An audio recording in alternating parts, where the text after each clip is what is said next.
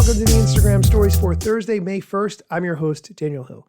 Normally, I try to do a show Monday, Wednesday, and Friday, but yesterday I was horribly sick. I feel much better today, so let's get into the show.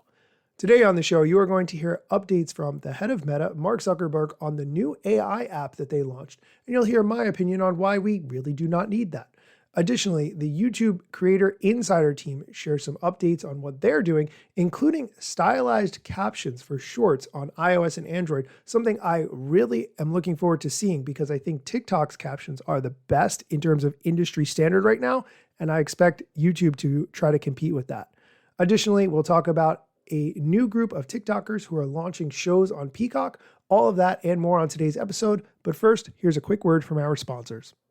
Welcome back. Have you ever used the AI features inside Instagram, Facebook, or WhatsApp? I have experimented with them, and frankly, I do not find them to be great experiences. I think there's potential there, but what you can do with ChatGPT and Gemini, in my opinion, is a lot better. However, Meta has rolled their AI into a separate app that you can now talk to in a voice-activated fashion. Here's the head of Meta, Mark Zuckerberg, explaining. All right, hey everyone, we built a new thing for you. There's almost 1 billion people who are using Meta AI across our apps now, so we made a new standalone Meta AI app for you to check out. Meta AI is designed to be your personal AI. That means, first, it's designed around voice conversations. You open up the app and you can talk to it about whatever you want, from the news to an issue you're dealing with to just anything that you want to learn about. It's also designed to be personalized. We're starting that off really basic with just a little bit of context about your interests, but over time, you're going to be able to let Meta AI know a whole lot about you and the people you care about from across our apps if you want. We also designed this social feed, so you can discover all kinds of different ways that people are creating stuff with Meta AI. It's really quite fun to check out. And also, you're going to be able to use the app to manage your Meta glasses and other kinds of AI devices that we're going to be building in the future. So anyway, this is the beginning of what is going to be a long journey to build this out. But go check it out. Let us know what you think. Okay, let's just talk about this for a quick second. Although these AI tools are very powerful, I think there's a lot of value in keeping some of this information walled off from other platforms. I'll give you an example. You may use Meta's apps, Instagram, WhatsApp, Facebook, for communicating with people and so forth, and they're using that information to advertise to you. But you might put a separation there because you have your email through Google, and you do not want Facebook and Meta properties to have access to your email. You want to keep some information private and separate. I think in terms of how much Meta knows about you as a person and how much they're leveraging that for advertising, giving them more information through AI might not be the best move. That's just how I'm thinking about it. Okay, let's change gears a little bit and talk about Peacock. If you're not familiar with Peacock, it is the online streaming version of NBC, and they, a few years back, hired some TikTokers to create content for the streaming platform Peacock. HollywoodReporter.com has an article that Peacock is going to be debuting 4 new original series later this month, and all of these shows will be developed by the people that they hired to create TikTok content for them. They're going to be creating scripting shows, and NBC Universal is hoping that this program will develop new talent that can go on to further develop programming for the company. But also, they want to capitalize on the audience that these creators have built for NBC Universal and Peacock on Instagram and TikTok. I think this is an absolutely awesome concept. There's a quote in this Hollywood Reporter article from NBC Universal's Advertising and Partnerships Chief Marketing Officer, Josh Feldman, who said, quote, "Each series put the creator's distinctive voice on display, and it's taking the storytelling that they've been publishing for years and sort of amplified it for long-form premium video. They really developed and executed their series from concept to screen, but they're also starring in them, which is great, right? So they wrote them, they produced them, they star in them as well," end quote. I think this is so fascinating because it's like making an incubator, taking creators who already know how to make content for the platform, teaching them how those stories apply to content that you would create for a streaming network, but on the platforms that they're familiar with, and then saying, okay, now that you understand all of these important concepts, let's have you create a show directly for the streaming platform. I love this. I think this is way more fascinating than something like going to college, or even some of the routes that the famous people who I look up to have taken, where they do improv and stand-up comedy and so forth. I think this is absolutely the way to do it in 2025. We're going to take a quick break. When we come back, we're going to hear an update from the YouTube team. Stay tuned. Welcome back. Let's get into the YouTube news. And here is the latest from the Creator Insider team at YouTube. And the most important part to listen for in this clip are the stylized captions. I'm very excited about these. What's up, Insiders? I'm Lauren, a program manager working on our product team here at YouTube and the producer of Creator Insider. We have a short news flash for you today, so let's get into it. Starting with some improvements to Main App. We'll begin showing the status of uploads while they're pending on the channel page, and creators will see an uploading arrow and percentage upload. Filter chips are located atop the channel page, allowing creators to change what videos are visible on their page and not what viewers can see. This launch will only apply to YouTube Main App Mobile and tablets. Next, we're improving functionality on the Playlist tab on Studio Desktop. Up until now, creators could only filter for title. Now, creators will be able to search their playlist by description, visibility, and title on desktop. Moving on. We're bringing the ability to add and edit stylized captions to your shorts on Android and iOS. Captions in the Shorts editor will allow your videos to be more engaging and accessible to viewers, especially if they're watching shorts on mute.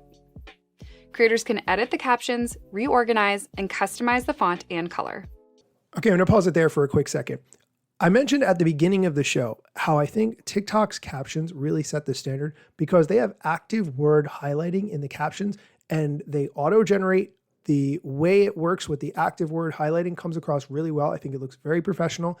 I personally like to add the captions in TikTok, then download the video and post it to other platforms from there.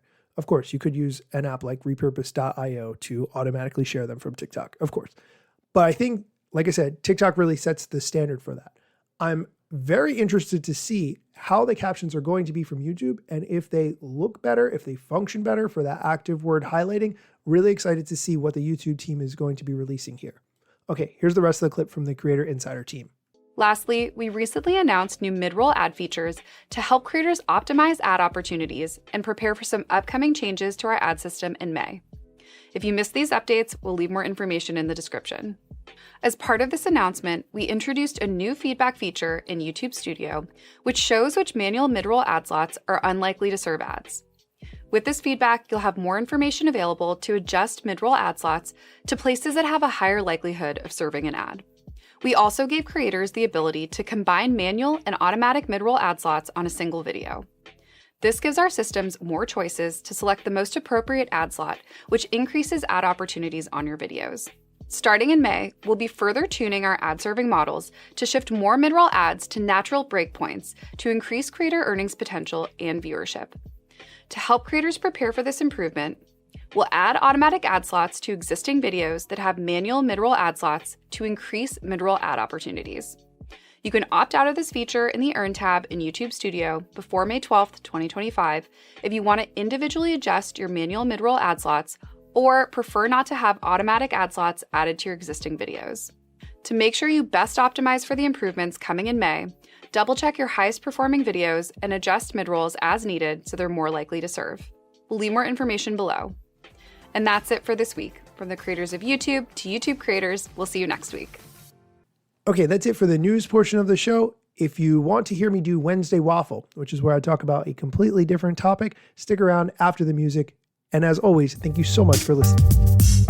Instagram news got you covered, sometimes even TikTok. Relevant platforms in the metaverse ahead of the wave without a break or a pit stop. Still waiting for Zuckerberg to give me the big job. Pause. Use trademarks and logos with Insta's permission, of course. If you like the show and you gain some good info, maybe leave a review. It's a type of applause. Just drop me a message if you want to collab. If you got some good content or you want to run ads, at Daniel Hill Media is where I am.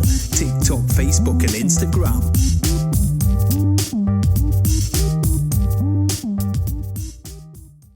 Hey, thanks for listening to me do the Wednesday Waffle, even though it's not Wednesday. Today I want to talk about CapCut. I've been using CapCut to make videos on my desktop for a while now.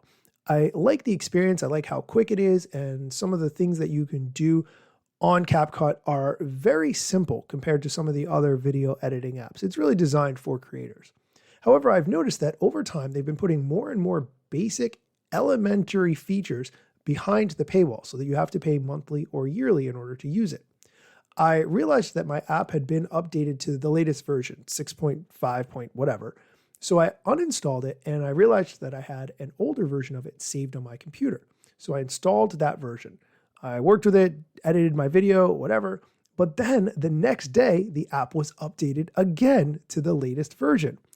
I removed the latest version, installed the old version that I had again. And this time I went through and I made sure auto update was turned off. Well, guess what? The app auto updated anyway. So I Googled this because I wanted to understand why an app would update when I did not give it permission to. And apparently that is just what CapCut does so that you will be forced to pay. However, I found a YouTube video where the person explained that if you create a little file called update.exe, you just make it out of a text file. It doesn't have to have any text in it.